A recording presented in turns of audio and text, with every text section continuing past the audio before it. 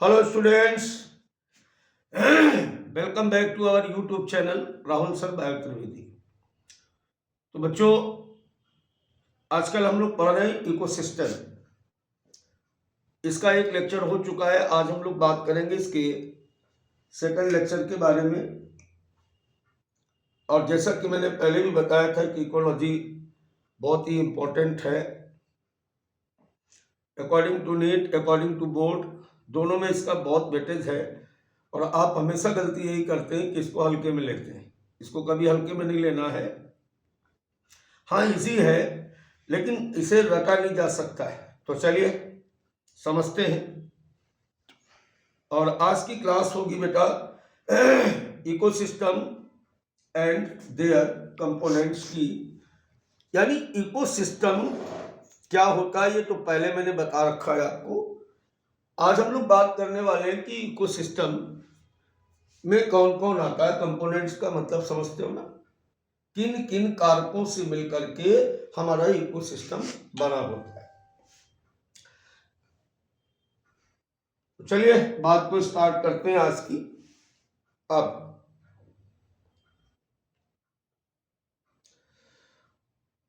पिछले टर्न पे हमने आपको बताया था कि ग्लोबल इकोसिस्टम, कुछ साइंटिस्ट पूरे ग्लोब को इकोसिस्टम मानते हैं, लेकिन बेसिकली हम लोगों ने बात की थी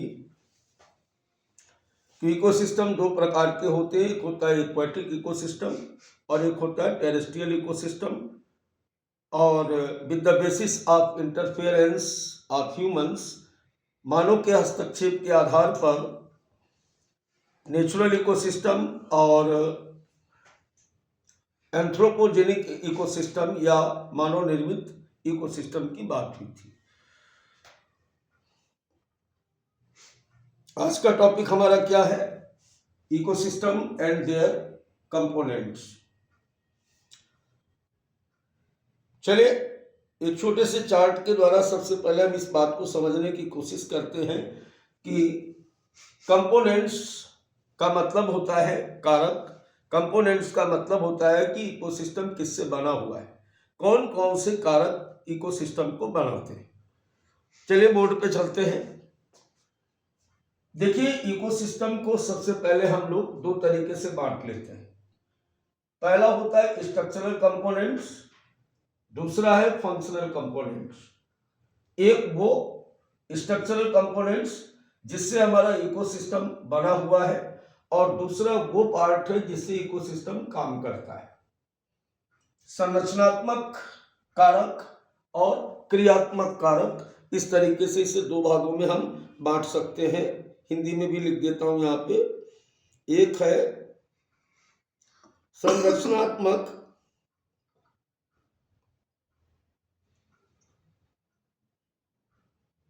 कारक और दूसरा है क्रियात्मक कारक।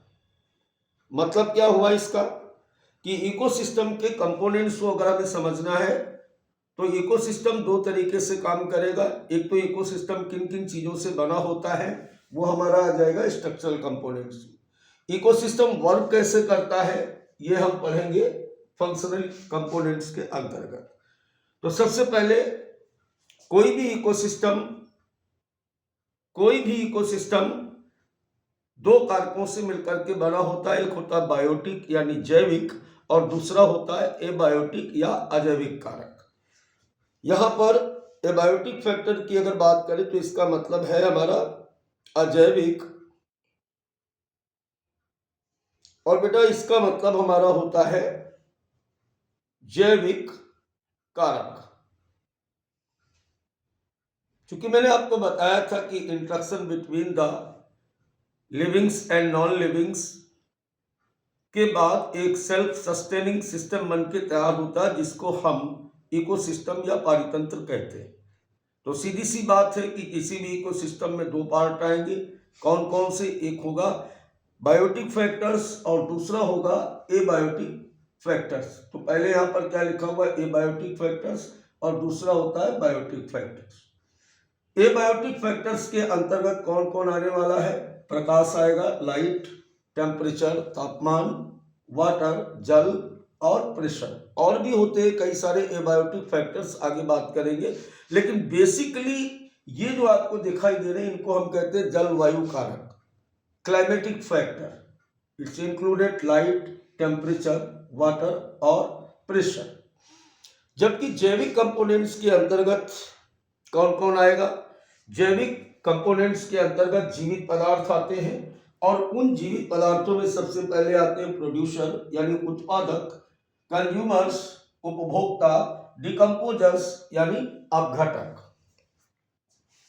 राइट। तो इस प्रकार से ये हमारा हो गया स्ट्रक्चरल कंपोनेंट्स, यानी पूरा का पूरा हमारा जो इकोसिस्टम है वो लिविंग्स और नॉन लिविंग्स के मिलने से बनता है।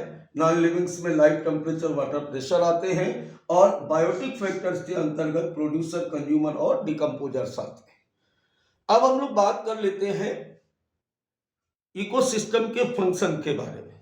इकोसिस्टम का जो मेन फंक्शन है वो दो होते हैं, एक तो साइक्लिंग ऑफ न्यूट्रिएंट्स, पदार्थों का चक्रीकरण करना, और दूसरा फ्लो ऑफ एनर्जी यानी एनर्जी का या ऊर्जा का स्थानांतरण करना। दोबारा से ध्यान दें, इकोसिस्टम के दो मुख्य कार्य हैं। पहला कार्य होता है पोषक पदार्थों का चक्रण यानी साइक्लिंग ऑफ न्यूट्रिएंट्स, और दूसरा होता है बेटा फ्लो ऑफ एनर्जी अर्थात ऊर्जा का प्रवाह। एक निकाय से दूसरे निकाय में ऊर्जा का प्रवाह यानी flow of energy from one component to others. अब इसके साथ ही डिटेल की स्टडी अगर की जाए तो जैसे कि आप देख रहे हो यहाँ पर दूसरा चार्ट एक छोटा सा यहाँ पे आया हुआ है आपके सामने, कि अगर एक छोटा सा क्वेश्चन है कि इकोसिस्टम में कौन कौन से बायोटिक फैक्टर्स आते हैं, तो यहाँ पर हम बात करेंगे। ये हमारे सारे के सारे क्या है? ये हमारे के सारे हैं जैविक कारक। जैविक कारक जो होते हैं वो तीन प्रकार के होते हैं। एक तो होता है उत्पादक, और दूसरा होता है बेटा उपभोक्ता, और तीसरा होता है अपघटक। इस तरीके से ऐसे, यानी जो लिविंग फैक्टर्स हैं, जो बायोटिक फैक्टर्स हैं, which are three type, one is producer, second consumers and decomposers. चलिए और डिटेल में चलते हैं, इनमें से सबके बारे में बात करते हैं। तो चलिए सबसे पहले हम बात करेंगे यहाँ पर प्रोड्यूसर के बारे में। देखो प्रोड्यूसर का मतलब क्या होता है? उत्पादक। ये इसका मतलब नहीं है उत्पादक, ये इसकी हिंदी है बेटा। उत्पादक का मतलब क्या है इसको आप यहां पर देखेंगे। They synthesise the food by using solar energy, but certain bacteria such as iron and sulphur bacteria are chemoautotrophs. The green plants in the ecosystem are called producer और एनर्जी कन्वर्टर। इस बात का मतलब ये हुआ, बड़े ध्यान से समझो, प्रोड्यूसर इन्हें कहा क्यों जा रहा है, ये क्या प्रोड्यूस कर रहे हैं बेटा? ये ऐसे लिविंग्स होते हैं जो सोलर एनर्जी को ट्रैप करते हैं, सूर्य में उपस्थित काइनेटिक एनर्जी को पौधों में स्टार्च के रूप में, सिंथेटिक या स्टैटिक एनर्जी के रूप में इसको कन्वर्ट करते हैं। दोबारा से सुने, पूरी दुनिया में चाहे वो बैक्टीरिया हो, हरे पौधे हो, या कोई भी ऐसा लिविंग्स, समझ लो, जो एनर्जी को फॉर्म करेगा, उसे हम प्रोड्यूसर कहते हैं। प्रोड्यूसर का मतलब एनर्जी प्रोड्यूस करने वाला लिविंग फैक्टर। अब इसमें दो प्रकार के आते हैं, एक तो होता है फोटो ऑटोट्रॉफ्स, दूसरे होते हैं कीमो ऑटोट्रॉफ्स। फोटो ऑटोट्रॉफ्स वो होते हैं, कौन होते हैं? जो सोलर एनर्जी को ट्रैप करके फोटोसिंथेसिस के द्वारा सोलर एनर्जी यानी फोटॉन्स को स्टार्च के फॉर्म में कन्वर्ट करते हैं। राइट। तो जितने भी ग्रीन प्लांट्स इस दुनिया में हैं उन सभी को हम क्या बोलेंगे? प्रोड्यूसर बोलेंगे। इसके अलावा कुछ होते हैं कीमो ऑटोट्रॉफ्स। कीमो ऑटोट्रॉफ्स का मतलब ये होता है कि रासायनिक पदार्थों के साथ क्रिया करते हैं, उनमें बंध जोड़ने का काम, बॉन्ड ब्रेकिंग, बॉन्ड है ना, जोड़ना और तोड़ना। कैटाबोलिक और एनाबोलिक उपचय और अपचयी अभिक्रियाओं के फलस्वरूप ऊर्जा उत्पन्न करते हैं, तो उनको भी हम लोग प्रोड्यूसर मानते हैं। बट इस पूरी अर्थ पर, पूरे इकोसिस्टम में मेन प्रोड्यूसर कौन होते हैं अगर पूछा जाए तो ग्रीन प्लांट ही हमारे मेन प्रोड्यूसर होते हैं। एक बार दोबारा से बोर्ड की तरफ ध्यान देंगे कि producer, what is producer? They synthesize the food by using solar energy, but certain bacteria synthesize the food by using solar energy। अभी मैं क्या कह रहा था कि all which livings they trap solar energy and form starch। Clear? और दूसरे मैंने क्या कहा था, ये हो गए कौन? ये ऊपर वाला, इतनी लाइन यहां तक जो आप देख रहे हो, इस जगह तो आपने देखा जहां फुल स्टॉप लगा हुआ है, यहां पे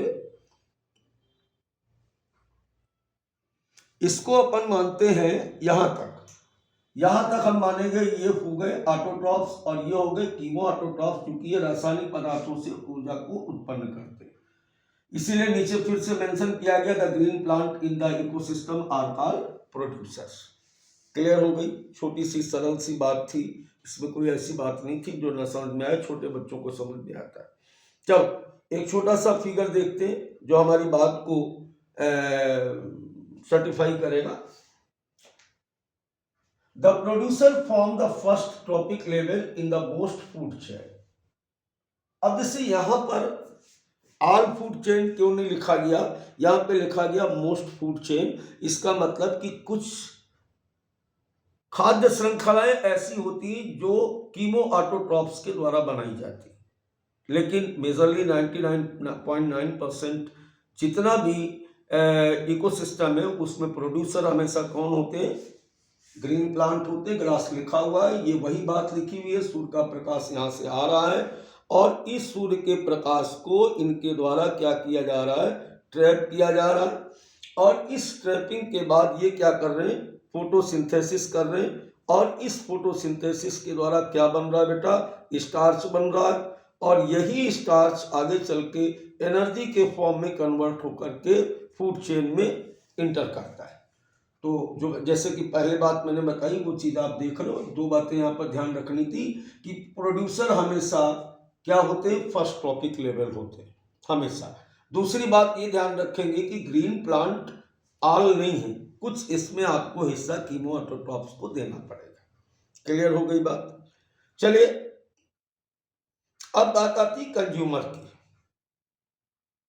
कंज्यूमर कौन है जो उपयोग करेगा? किसका उपयोग करेगा? जो ग्रीन प्लांट के द्वारा स्टार्च बनाया गया है, जो एनर्जी को ग्रीन प्लांट्स ने सिंथेसाइज किया है, फोटोसिंथेसिस के द्वारा जिस एनर्जी को बनाया है, उसे जो उपयोग करेगा उसे हम क्या बोलेंगे? उपभोक्ता कहते हैं। उसे हम कहते हैं कंज्यूमर। उसे क्या बोलेंगे बच्चों? हम इसे बोलेंगे उपभोक्ता, है ना?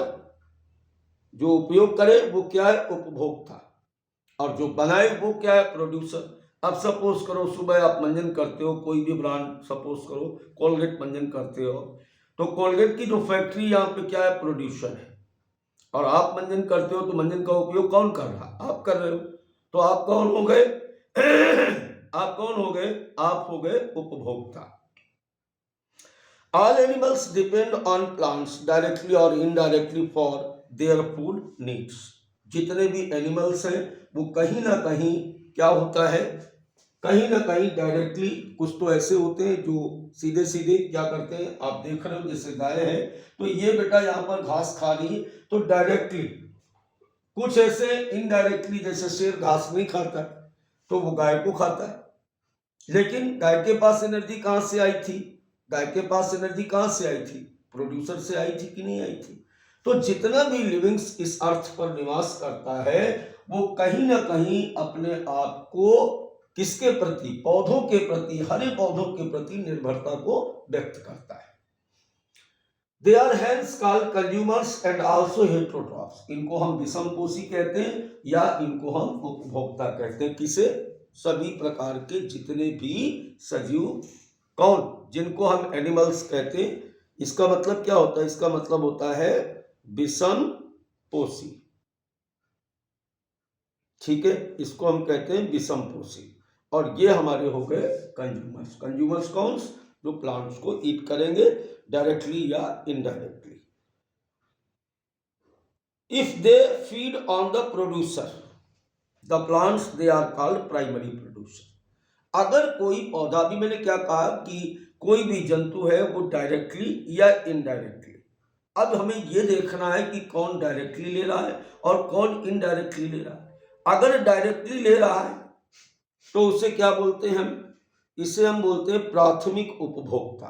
क्या बोलेंगे इसको हम? प्राथमिक। इसे हम बोलते हैं बेटा प्राथमिक उपभोक्ता, राइट। अब जैसे यहां पर एक फिगर दिखाया गया कि ग्रास जो है ये क्या है? ये प्रोड्यूसर है। और ग्रास को डायरेक्टली कौन खा रहा है? ग्रास ऊपर खा रहा है, तो ग्रास ऊपर हमारा क्या हो गया? प्राइमरी कंज्यूमर हो गया। तो जो भी सीधे सीधे पौधों को फीड करेगा उसे हम क्या कहते हैं? प्राइमरी कंज्यूमर कहते हैं। अब सबसे खास बात यहाँ पर ये देखिए, हमारे पास दो प्रकार के इकोसिस्टम थे। एक था हमारा स्थलीय पारितंत्र और दूसरा हमारा था जलीय पारितंत्र। एग्जाम्पल आपको अलग अलग याद करने पड़ेंगे। अब अगर टेरेस्ट्रियल इकोसिस्टम में आपसे पूछा जा रहा है कि टेरेस्ट्रियल इकोसिस्टम में प्राइमरी कंज्यूमर्स के एग्जाम्पल बताइए, तो इसमें आ जाएगा हाइट। कौन कौन आ जाएगा? ये तो यहाँ पे लिखा ही हुआ है कि ग्रासहोपर किसके लिए? Terrestrial ecosystem. अगर यही चीज पूछी जाए कि जलीय पारितंत्र में प्रोड्यूसर कंज्यूमर कौन से होते हैं? प्राइमरी कंज्यूमर, तो hydra, frog, some fishes are aquatic primary consumers. जल में जलीय पारितंत्र के प्राइमरी यानी प्राथमिक उपभोक्ता कौन होंगे? जैसे हाइड्रा, मेढक और कुछ मछलियां जो सीधे सीधे पौधों से अपना भोजन प्राप्त करती हैं। अब देखिए यहां पर दूसरा सीन देखेंगे। If the animals eat other animals which eat plant और plant producers they are called secondary consumers. इसका मतलब ये हुआ, ये फोटो आप देख रहे हो, ये फोटो क्यों दिखाई गई? देखो, दिमाग अपना रटने को तैयार नहीं होता, दिमाग इमेज पहचानता है, इसीलिए इस तरीके की स्लाइड बनाई मैंने। यहां पर आपको सीधे दिखाया जा रहा है, क्या दिखाया जा रहा है कि ये एक एनिमल्स है, ये एनिमल्स है, और एक ये भी एनिमल्स है।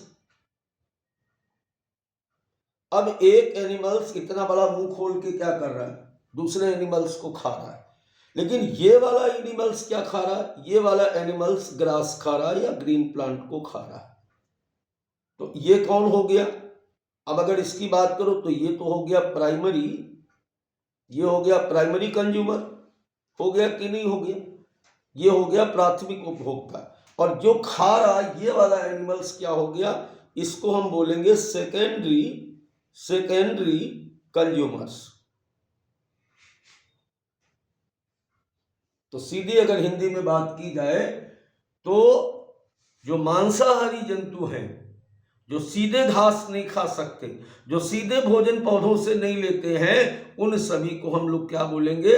उन सभी को बेटा हम लोग बोलते हैं सेकेंडरी कंज्यूमर या द्वितीयक उपभोक्ता। अब दोबारा फिर वही क्वेश्चन आएगा कि एग्जाम्पल, तो एग्जाम्पल आपको लर्न करने पड़ेंगे हमेशा। देखो यहाँ पर toad, spiders, lizard, centipedes, insectivorous bird, ये सब टेरेस्ट्रियल के लिए क्या है? एग्जाम्पल है सेकेंडरी कंज्यूमर्स के। दूसरी तरफ हाइड्रा, फ्रॉग, सम फिशेस, ये इक्वेटिक इकोसिस्टम के लिए क्या हो जाएंगे? सेकेंडरी कंज्यूमर्स हो जाएंगे। अब इसके बाद तीसरी बात करते हैं, tertiary consumer. Some common herbivores are insect, bird and mammals in the terrestrial ecosystem and arthropods and mollusks in the aquatic ecosystem। देखो इसका एक सीन समझो। इसका सीन क्या है? इसका सीन सीधा सीधा ये है। देखो सबसे पहले ग्रास, ये ग्रास, बोर्ड पे यहां पे ध्यान दो ना इस जगह पे। फिर इसके बाद ग्रास को किसने खाया? ग्रास को किसने खाया? सपोज करो कि ग्रास को खा गया कौन? ग्रास होपर खा गया, ये हो गया ग्रास होपर। फिर ग्रास होपर को कौन खा गया? ग्रास होपर को खाएगी इंसेक्टिवोरस बर्ड। अब इसको देखो आप, यहां पर ग्रास क्या है? ग्रास क्या है बेटा? ग्रास यहां पर प्रोड्यूसर है कि नहीं? ग्रास ऊपर क्या है? ये हमारा यहां पर है पीसी। पीसी का मतलब है प्राइमरी कंज्यूमर। और इंसेक्टिवोरस बर्ड क्या है? ये हमारा हो गया, ये यहां पर हमारा हो गया सेकेंडरी कंज्यूमर। अब इस बर्ड को जैसे फलकान खा जाए या ह्यूमन ने खा लिया इस बर्ड को, तो जो इसको खाएगा, इसको जो फीड करेगा, वो क्या हो जाएगा? टर्सरी कंज्यूमर हो जाएगा। इस तरीके से ऐसे, यानी छोटे मांसाहारी को जो बड़ा मांसाहारी खा रहा है, उससे हम क्या बोलते हैं? टर्सरी कंज्यूमर कहते हैं। ट्रॉपिक लेवल की अगर बात की जाए तो ट्रॉपिक लेवल फर्स्ट ये वाला होगा, ट्रॉपिक लेवल ये सेकंड हो जाएगा, और ये हमारा ट्रॉपिक लेवल क्या हो जाएगा? थर्ड हो जाएगा। ये ट्रॉपिक लेवल हमारा हो जाएगा फोर्थ। ठीक है, ये ट्रॉपिक लेवल की अगर बात करो तो trophic level first, trophic level second, फिर ट्रॉपिक लेवल ये आपका थर्ड, और ये ट्रॉपिक लेवल आपका हो जाएगा, क्या हो जाएगा? फोर्थ। तो ये पूरी बात आपको यहाँ पे समझ में आ गई कि प्राइमरी प्रोड्यूसर क्या है, प्राइमरी कंज्यूमर क्या है, सेकेंडरी कंज्यूमर्स क्या है, और टर्सरी कंज्यूमर क्या होता है। जनरली जो हमारी फूड चेन होती है वो यहाँ पे जाके समाप्त हो जाती है, लेकिन किसी भी इकोसिस्टम में कुछ लिविंग्स ऐसे होते हैं जिनको बेटा हम लोग बोलते हैं टॉप कंज्यूमर्स। अब बात यह आती है कि ये टॉप कंज्यूमर्स क्या होते हैं?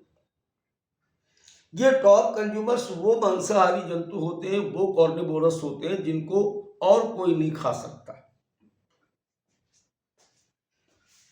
The carnivorous which are not eaten by other are called top consumer या कार्निवोरस, या टॉप कंज्यूमर्स कह सकते हो। ये कार्निवोरस यहाँ गलत लिखा हुआ है, इसका मतलब है टॉप कंज्यूमर्स। अब जैसे टाइगर, लायन, पैंथर्स, फैल्कॉन्स, पीकॉक, अब यहाँ कौन जाएगा इनको खाने? जान देनी है, ये खुद ही दूसरे को खा जाएंगे। तो इसके अंतर्गत वो आते हैं जिनको किसी और मांसाहारी के द्वारा नहीं खाया जाता है या अन्य जंतुओं के द्वारा नहीं खाया जाता है, उनको बेटा हम लोग कहते हैं टॉप कंज्यूमर्स। अब इसके बाद आता है डिकम्पोजर्स। ये डिकम्पोजर्स क्या होते हैं? भाई जब आप पैदा हुए तो आपकी बॉडी में बहुत सारे ऑर्गेनिक इनऑर्गेनिक मटेरियल्स, एनर्जी सब कंपोज करके आपको बनाया गया। फिर आपकी हो गई डेथ, और उस डेथ के बाद कॉम्प्लेक्स ऑर्गेनिक सबस्टेंस को तोड़ करके सिंपल ऑर्गेनिक सबस्टेंस में बदलना या इनऑर्गेनिक कंपाउंड्स में बदलने की घटना को हम क्या कहते हैं? डीकम्पोजिशन कहते हैं। तो कुछ ऐसे होते हैं जो डेड और डिकेइंग एनिमल्स में उपस्थित जटिल कार्बनिक पदार्थों को तोड़ करके सरल कार्बनिक पदार्थ और साथ ही साथ अकार्बनिक पदार्थों को अलग करते हैं। बच्चों, ऐसे सभी लिविंग्स को हम डिकम्पोजर्स कहते हैं। They are saprophytic microorganisms. They bring about cyclic exchange of material between biotic community and the environment. इसके अंतर्गत अपमार्जक मृतोपजीवी प्रकार के सजीव आते हैं। ये डेड और डिकेइंग ऑर्गेनिजम्स के साथ क्रिया करके उनमें उपस्थित कार्बनिक और अकार्बनिक पदार्थों को निकाल करके पुनः प्रकृति को वापस करते हैं, डिकम्पोज करते हैं। इसलिए ऐसे सभी प्रकार के प्राणियों को हम क्या कहते हैं? डिकम्पोजर्स कहते हैं। अब देखो यहां पर स्लाइडली एक बार फिर से समझ लो, ये तो हमने बात समझी लिविंग की। एबायोटिक कंपोनेंट्स के अंतर्गत थोड़ा सा एनालाइज करेंगे। यहाँ पर क्लाइमेटिक फैक्टर्स, जलवायु कारक पहले भी बताया, टोपोग्राफिक फैक्टर स्थल आकृति कारक, और इडेफिक फैक्टर या मृदी कारक। शायद एनसीईआरटी में इन दोनों की चर्चा नहीं की गई, कोई बात नहीं, छोटा सा मैंने लिख दिया है, मन हो तो देख लेना, नहीं तो कोई बात नहीं। देखो, किसी भी इकोसिस्टम को प्रकाश प्रभावित करेगा, क्योंकि लाइट नहीं होगी तो फोटोसिंथेसिस फ्लक्चुएट होगा। दूसरा, टेम्परेचर भी, क्योंकि फोटोसिंथेसिस के लिए कांस्टेंट टेम्परेचर की जरूरत होती है। इसके अलावा सॉइल, इसके अलावा प्रेशर, वाटर, ये सब क्या आएंगे, जलवायु कारक।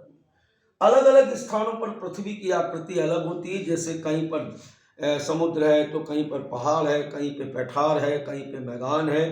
तो अलग अलग स्थानों पर जो इंटरेक्शन होता है बायोटिक एबायोटिक फैक्टर्स का, वो भी अलग अलग हो सकता है या होता है। इसी प्रकार जैसे इसकी बात की जाए मृदी कारक की, तो कहीं काली मिट्टी है, कहीं दोमट मिट्टी पाई जाती है, कहीं बलुआ पाया जाता है ना, कहीं पर जलोढ़ पाए जाते हैं। तो अलग अलग स्थानों के मृदीय कारकों पर भी हम बात करते हैं, लेकिन इसके बारे में ज़्यादा एनसीईआरटी ने चर्चा नहीं की। तो इस प्रकार बच्चों, आशा करता हूं कि आप सभी को हमारी बात समझ में आई होगी। और सेकेंड लेक्चर जो था बहुत इजी था, क्या, कंपोनेंट्स ऑफ इकोसिस्टम। फिर मिलते हैं एक नई क्लास में, बाय बाय।